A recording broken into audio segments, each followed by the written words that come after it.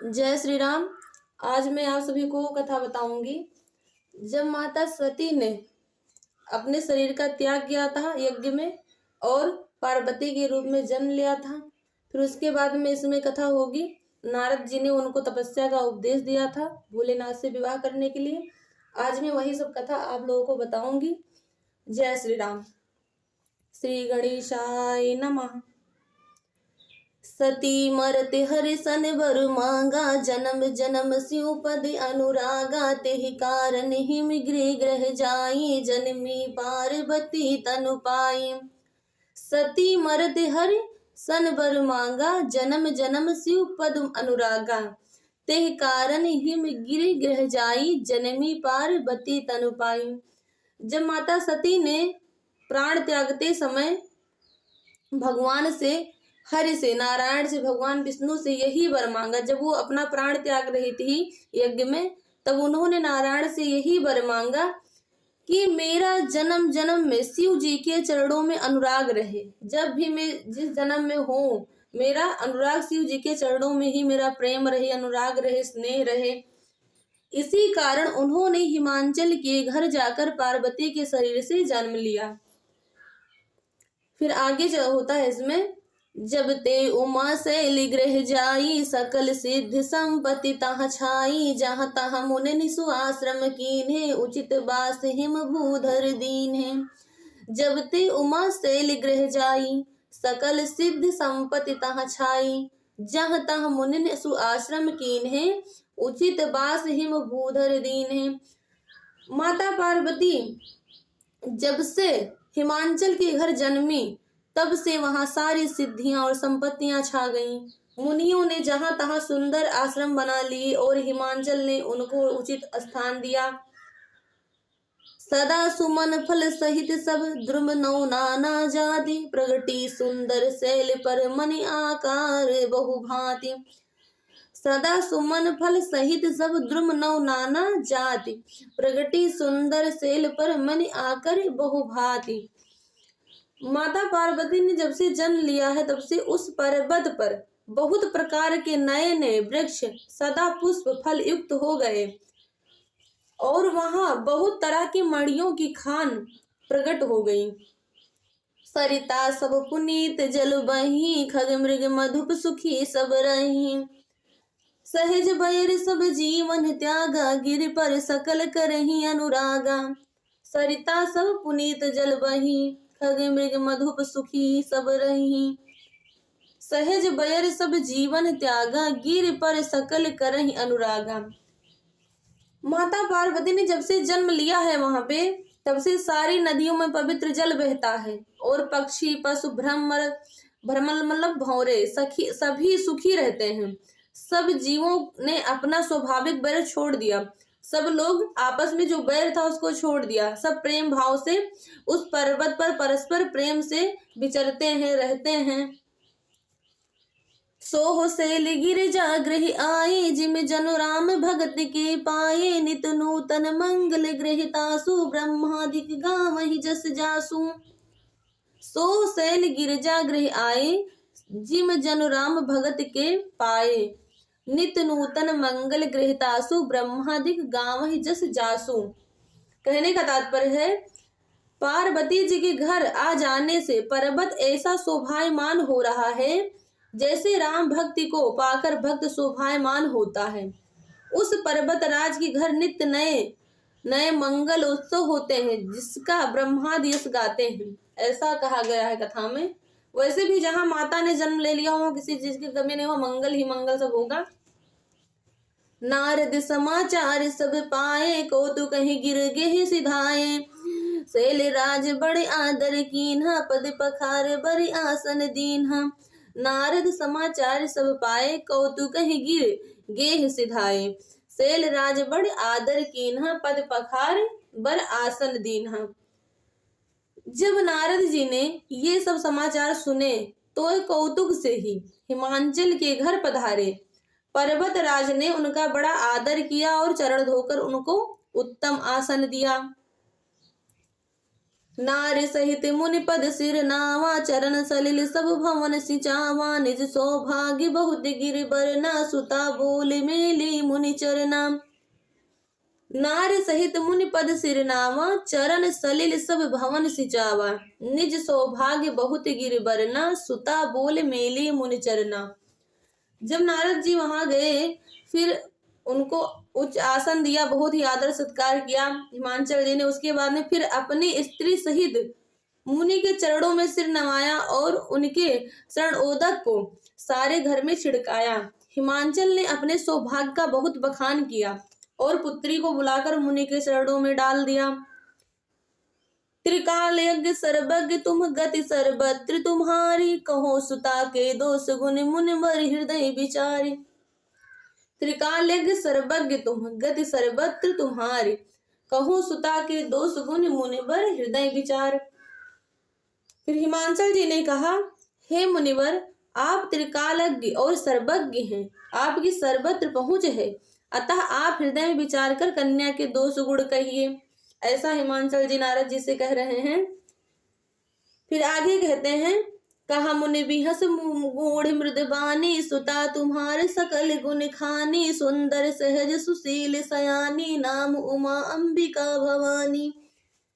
कहते हैं नारद जी, कहा मुनि बिहस गूढ़ मृदबानी, सुता तुम्हारे सकल गुण खानी, सुंदर सहज सुशील सयानी, नाम उमा अंबिका भवानी।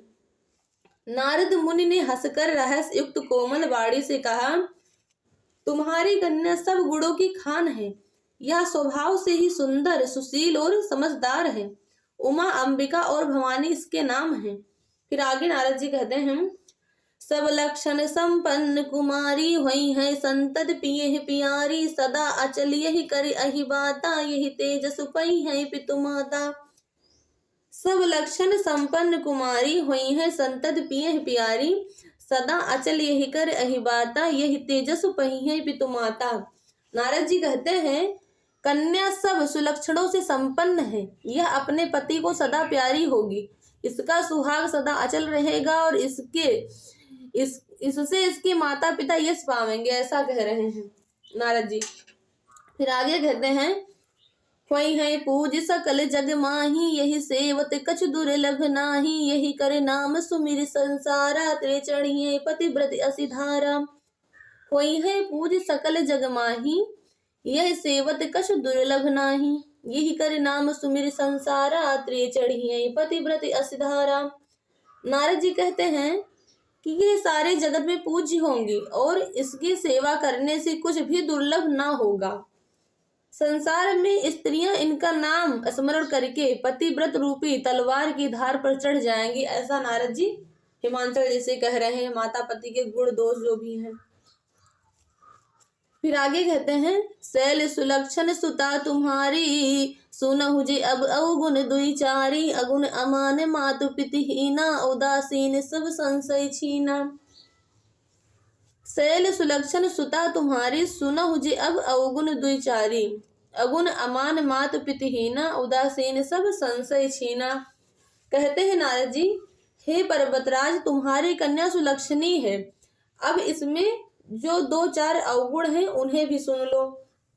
गुणहीन, मानहीन, माता पिता विहीन, उदासीन, संशयहीन, लापरवाह, ऐसा नारद जी कह रहे हैं। फिर आगे कहते हैं, जोगी जटिल अकाम मन, नगन अमंगल बेस, अस स्वामी यही कह मिले हैं, परी हस्ती असरेख।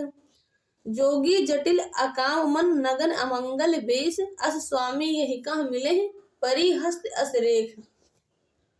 नारद जी कहते हैं, योगी जटाधारी, निष्काम हृदय, नंगा और अमंगल बेस वाला ऐसा पति इसको मिलेगा, इसके हाथ में ऐसी ही रेखा पड़ी है। हिमांचल जी से जो भी गुण दोष था माता का, उन्होंने सब कह सुनाया।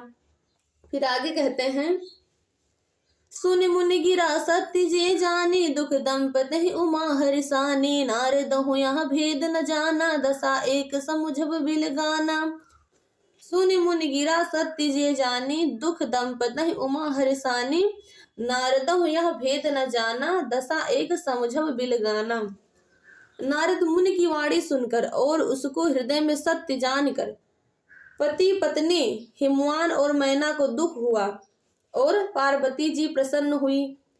नारद जी ने भी इस रहस्य को नहीं जाना, क्योंकि सबकी बाहरी दशा एक सी होने पर भी भीतरी समझ भिन्न भिन्न थी।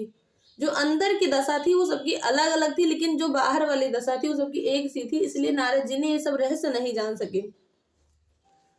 सकल सखी गिरिजा गिर मैना पुलक शरीर भरे जल नैना होय न मृखा देव ऋष भाखा उमा सुबचन हृदय धरि राखा। सकल सखी गिरिजा गिर मैना पुलक शरीर भरे जल नैना होय न मृखा देव ऋष भाखा उमा सुबचन हृदय धरि राखा। अब सारी सखियां पार्वती, पर्वतराज, हिमवान और मैना सभी के शरीर पुलकित थे और सभी के नेत्रों में जल भरा था। देव ऋषि के वचन असत्य नहीं हो सकते, यह विचार कर पार्वती ने उन वचनों को हृदय में धारण किया। उपजे शिवपद कमल सनेहु मिलन कठिन मन भाषण देहु जान को अवसर प्रीत दुराई सखी उछंग बैठी पुन जाई। उपजे शिवपद कमल सनेहु मिलन कठिन मन भाषण देहु जान को अवसर प्रीत दुराई सखी उछंग बैठी पुन जाई।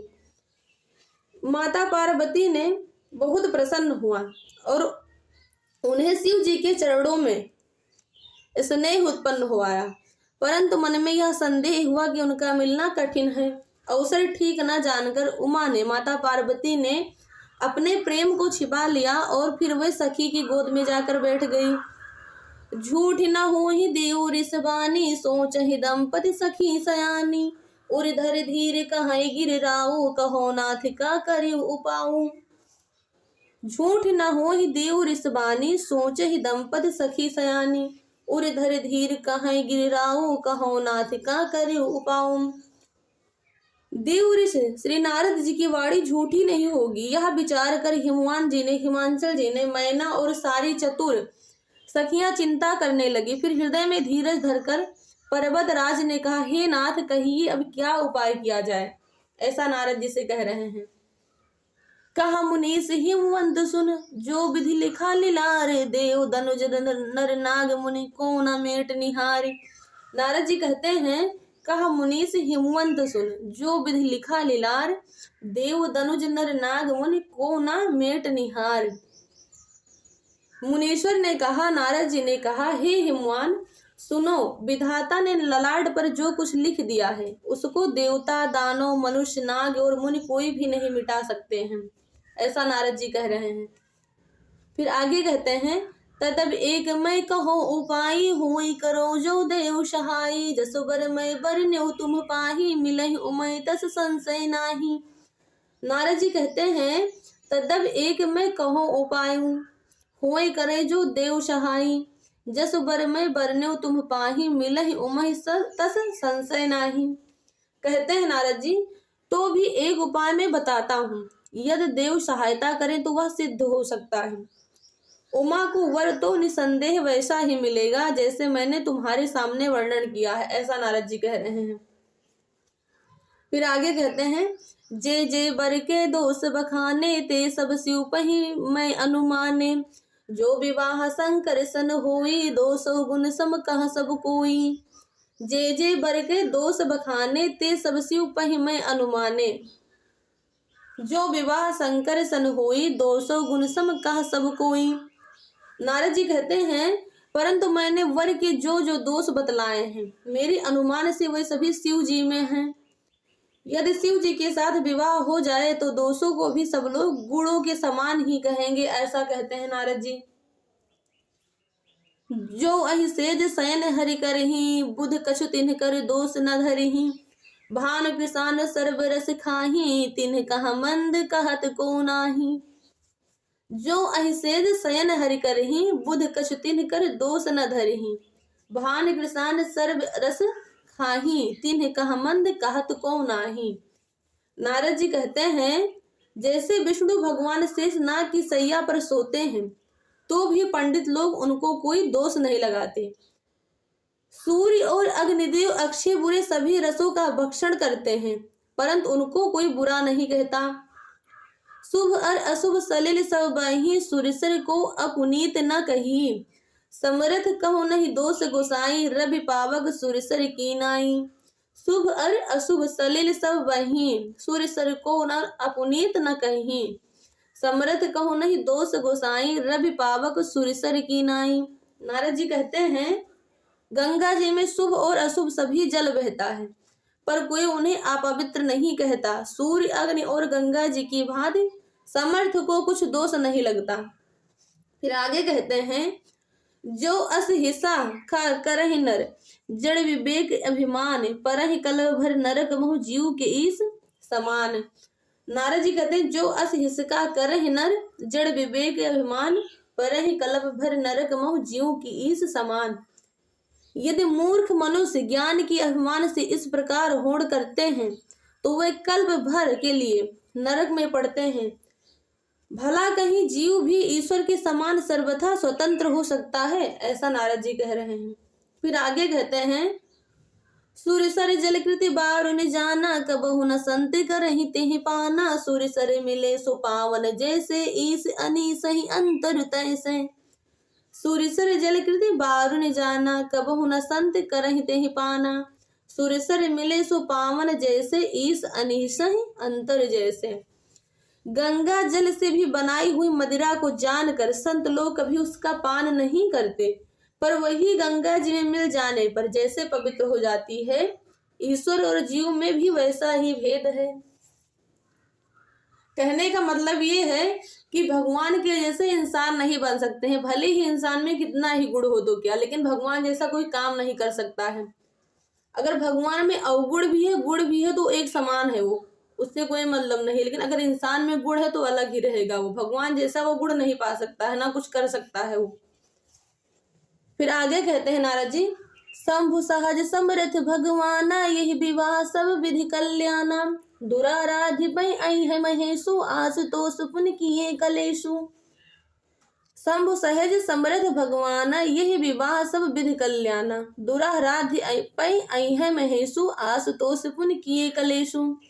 शिव जी सहज ही समर्थ हैं, क्योंकि वह भगवान हैं, इसलिए इस विवाह में सब प्रकार का कल्याण है। परंतु महादेव जी की आराधना बड़ी कठिन है, फिर भी कलेश तप करने से वे बहुत जल्द संतुष्ट हो जाते हैं, ऐसा नारद जी हिमाचल जी से कह रहे हैं।